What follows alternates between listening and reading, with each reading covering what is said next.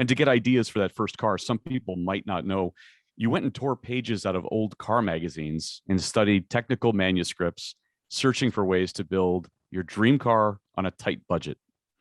And you Yeah, said it was a so lot of bread and water for years. absolutely. So I started. I mean, I started planning to build my own car since I was 6 years old. So with my kind of pocket money or that I got from my parents, I bought car magazines for most of it, and I had piles of these magazines, and I kind of read them very carefully in detail to understand why cars were different, what differentiated them, and why what was the underlying philosophy behind these different types of cars, and try to absorb that, so I would have this kind of database when I started of what I want to do or not. And of course, when I actually started the company in 1994, I continued that process, but it was very much like, yes, no, I like this, I don't like that, why did they do it this way?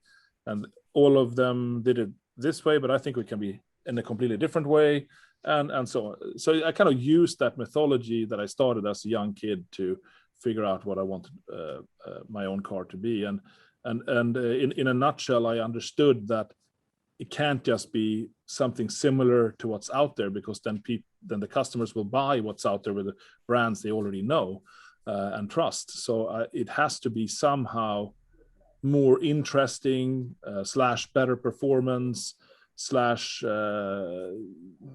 somehow more appealing, or higher degree of safety, or whatever. It's more functionality, perhaps, like this detachable stowable hardtop and the doors we came up with.